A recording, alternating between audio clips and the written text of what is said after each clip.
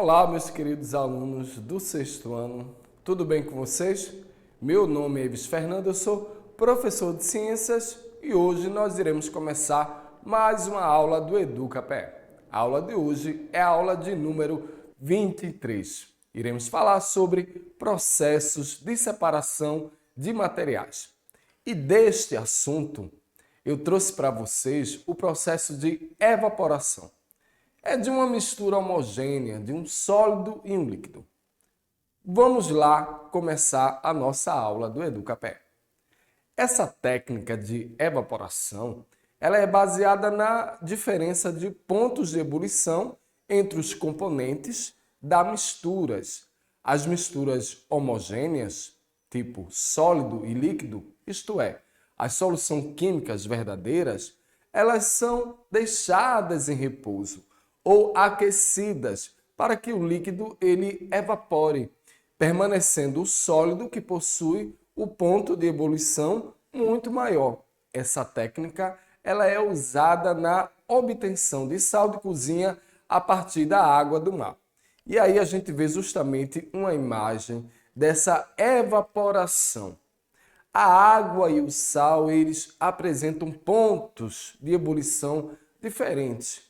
E é lógico que quando a água ela evapora, vai formando ali os cristais de sal. Agora, bora falar de outro processo de separação. Esse processo aí é um processo de destilação simples. O que é a destilação simples? E para que ela é usada? Ela é justamente usada para separar cada um dos componentes das misturas sólido e líquido, ou líquido e líquido, quando se trata de immerсíveis. Existem dois tipos de destilação. A destilação que é simples e a destilação que é fracionada. Quando se fala da destilação simples, ela vai ser usada para separar cada um dos componentes das misturas, sólido ou líquido, ou líquido ou líquido.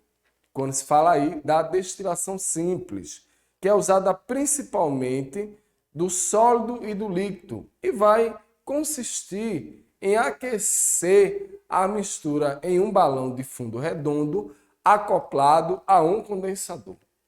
Aí, misericórdia, o que é que o professor está falando?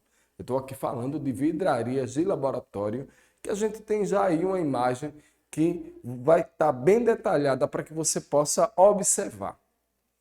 O líquido de menor ponto de ebulição evapora e chega ao condensador, onde retorna ao estado líquido e é coletado em outro recipiente.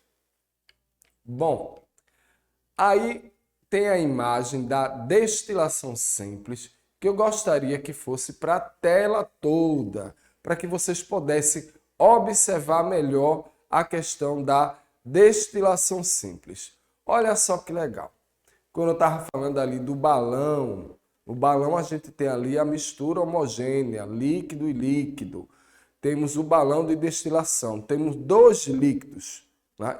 Aí a gente tem vários instrumentos de um laboratório, como manta elétrica, condensador, torneira, a saída do condensador, um becker e a entrada da água de resfriamento. E também temos o termômetro. Como é uma mistura homogênea de dois líquidos, esses líquidos aí eles vão apresentar ponto de ebulição diferente. E de acordo com o aumento da temperatura, o que é que vai acontecer com a substância? Ela vai passar de um estado físico para o outro. Se ela está no estado líquido, ela vai para o estado gasoso. Só que quando ela vai para o estado gasoso, ela passa justamente por esse condensador. O que é que acontece com o gás no condensador? Ele vai resfriar, ou seja, vai acontecer ali a mudança de estado físico. O gás ele vai se tornar líquido e aí ele vai passar pela torneira, pela saída do condensador e a outra substância líquida vai ficar lá no balão de destilação. Assim a gente consegue fazer a separação desses dois líquidos através de equipamentos de laboratório, utilizando a temperatura, focando justamente na questão do termômetro, ou seja, da temperatura de ebulição de cada uma das substâncias. Quando se trata de destilação fracionada. Bom, já a destilação fracionada, ela é usada em misturas de líquido e líquido que são miscíveis. A única diferença é que antes do condensador há uma coluna de fracionamento, em que uma barreira, no caso, pois esse condensador ele vai possuir bolinhas ou cacos de vidros ou de porcelana.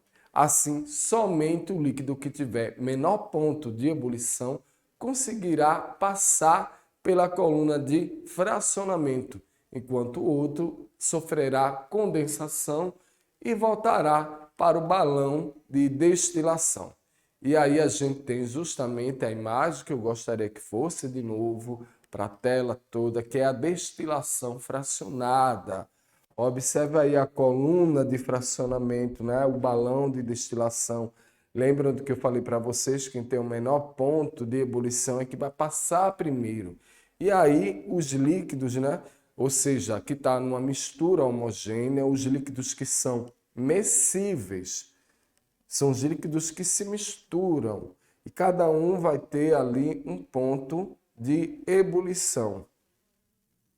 É claro que na coluna de fracionamento vai passar o líquido que tem o menor ponto de ebulição. Aí passa para o condensador em uma determinada temperatura. Depois que se separa essa substância, aumenta-se a temperatura para a gente ter a outra separação desse líquido. E aí a gente vai fazendo a divisão, ou seja, a separação dessas substâncias. Isso é bem legal. Por quê? Quando se fala da destilação fracionada, a gente está falando da destilação do petróleo.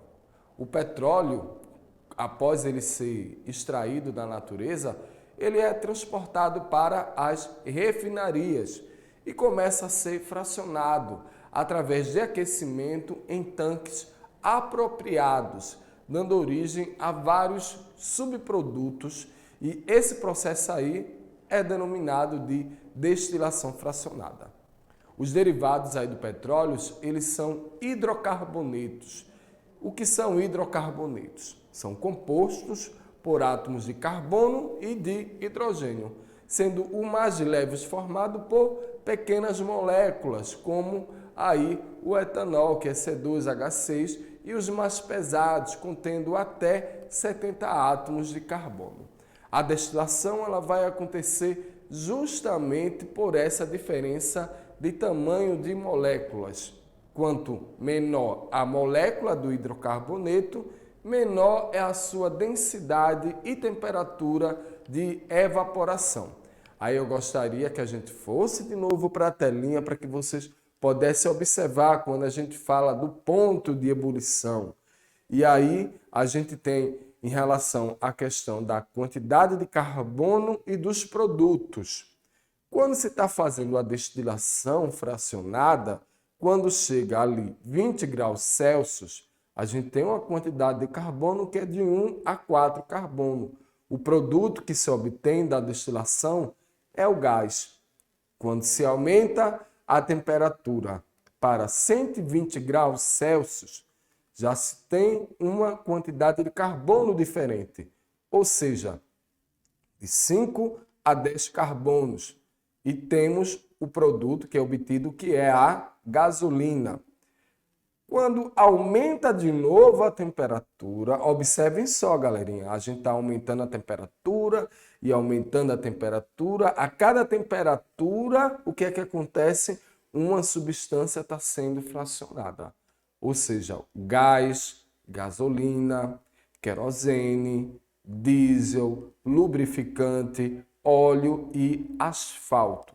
Tudo isso está ali no petróleo que é bruto, mas através da destilação fracionada e de acordo com os números de carbono e com a elevação da temperatura, a gente pode fazer esse fracionamento. Eu estou falando de fracionamento, aí eu falo de divisão. E a divisão, no caso, é justamente nesses produtos que vocês estão observando aí na telinha, que é o gás de cozinha, a gasolina, o querosene, o diesel, o lubrificante, o óleo e o asfalto. Bom, só como eu falei desses produtos, bora saber a utilização de cada um desses subprodutos? Por exemplo, o gás de petróleo. O gás de petróleo, ele dá origem ao gás de cozinha. Já a gasolina, ela é usada como combustíveis de motores automotivos. E o querosene? O querosene também é um combustível, só que ele é próprio para avião. O diesel é um combustível de ônibus, caminhões, tratores. E o lubrificante, ele é aplicado em máquinas e peças para aumentar a vida útil desses equipamentos. Já o óleo também é chamado de óleo combustível, é ele ali o responsável pela movimentação dos navios, e quando se trata de asfalto, este é o último produto a ser fracionado e apresenta aspecto denso, e ele é usado na pavimentação das ruas e estradas. Só que existem os impactos socioambientais do petróleo.